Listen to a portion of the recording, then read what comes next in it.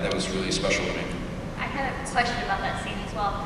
I know you don't know what the writers have in store for you, but do you think they're going to take your character as a split personality disorder, kind of? Because that's what it kind of showed. I don't know. Oh, okay. And I know you were only one episode. I was only one episode. Cameron made a big impression. Yeah.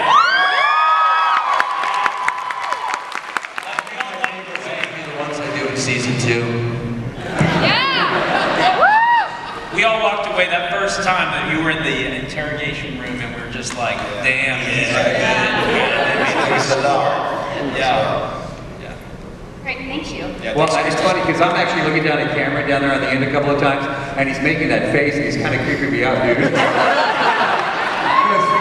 you had some scenes, dude, that you were just like, I'm like, a couple of times I've looked down, I'm like, oh my god.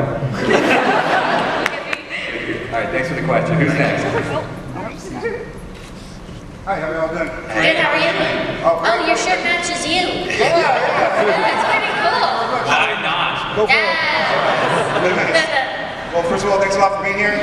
A comment and a question. First, individually, y'all are very talented, and as an ensemble, y'all are incredible. So that's thank you very much. Yeah. Let me ask you, being in this reimagining of this particular universe, is it your favorite retelling? And if it is, why? And if it's not, which is your favorite retelling? Well, it's hard. It's apples and oranges. You know, like films get to do different things than television series get to do. And I would also have to say that, not that this is, someone asked that question that someone thought was absurd. Like, what would your show be like if it was on HBO or AMC or something? Well, you're like, well, we're on at 8 o'clock on Fox, and there's all these different limitations. We're more of, and I think in some ways we're close to the comic books because we don't get to go to a place that some of those other shows go. But I would say yes, it's my favorite interpretation because it's one that allows us to go into the backstory of all of these characters in more depth and hopefully for years and years and years. And what we as comic book fans like really is just more stuff to pour over. Like with each piece of documentation, with each new episode, now it's giving all comic book fans, whether yay or nay, you're giving them more ammo to say, oh, that this is really interesting, or this is where they came from, or it shouldn't have done it this way. And so I think this will be the most in-depth look in the universe. I think also the way that Bruno, our showrunner, writes as well is that he always seems to, his angles seem to always come from the psychological approach as well, which I think is an original look at that, and why people become fantastical in many ways. This is the early doors in many respects. It's the sort of the birth of the masked vigilante and the uber criminal. I think you saw that, I think, in episode 10 when the first guy pulls the Red Hood episode, and the guy pulls the mask on, he also becomes invincible.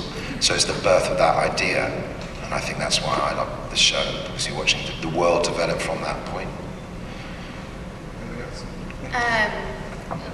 Well, I think what's so great about comics is when you read different runs, you're telling different stories within the same universe, and they're all tonally so different, and that's what the great thing about comics is. If you read Suicide Squad or Red Hood and the Outlaws or Detective Comics or anything within the Batman DC universe, they all have completely different tones, and they all tell different things, and the characters themselves a lot of times feel very different, but they're contained within these stories. And I'm an outsider a little bit coming into Gotham, and I became a fan of the show when I first was hired onto it, and I binge watched all of it. And I love it because, listen, I grew up watching not only the Burton movies and the Schumacher movies and also the Nolan ones, but this is something completely different, and it's not only deepening the understanding of these characters, but it's creating something that's really new. And I love what you guys are doing with these characters and how they are familiar, but it's something else entirely. And that's what's so great about it, is getting to experience these new stories. So, I'm a fan, guys. Thumbs up. 2 thumbs up. What Cameron said. Thank you for your time. Thank you very much. Thank you. Who's next? Step on up. Hey. Hi, my name is Justin. Show is incredible. I love all of you. quick question for Cameron, if I can, and then a question for all of you. Are you as agile and reliable as you were portrayed on the show as young Catwoman? More. Yeah, cue her dancing video. YouTube Cameron's dancing videos. Like, she's one of the best dancers in the world. And besides your own, I'm assuming, what is your favorite character on the show? Besides your own, I'm assuming. Wait, could you say that again? Sorry. Besides your own character, I'm assuming, what is your favorite character on the show? You're trying to set up a year. Yeah, that's tough, man. Hey, dude, I thought I was your favorite character. No, I love you. It's And then when you were put on the spot in front of a bunch of people in Houston, Texas, you came out and said, "Wow, wow."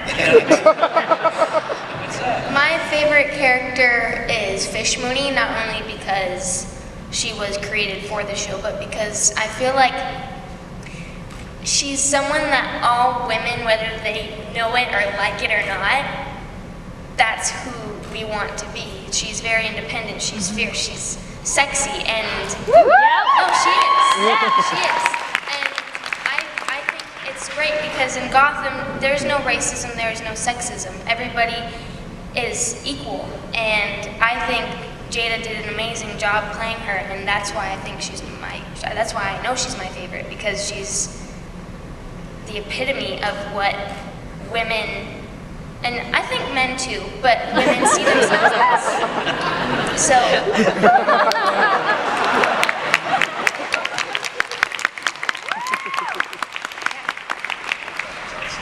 Hopefully you want to be a little bit less murderous. Just generally.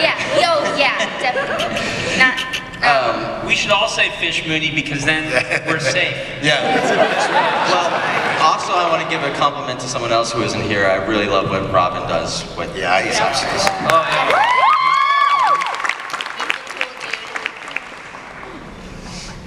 He's a total opposite of what he plays. It's impossible. You know, I will say this from my perspective. When the show started, I was like, oh great, Ben McKenzie. My sister worked with Ben on Southland, and so I knew Ben was great. And then we see Robin, and Robin's the only person I met before the show started.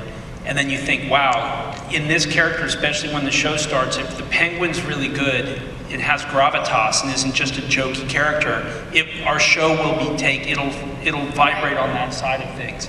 And then you see what Sean's doing with Alfred, and then you see what Corey is doing with Edward, and then you see and then you discover Cameron, because this is someone new, and David, who, if anyone saw Touch, is brilliant. And so what is better than who's your favorite character is how exciting is it for all of us to sit back and watch what everybody else is doing on the show, and just go, oh wow, that's happening in Wayne Manor, that's so cool, and it makes it easier.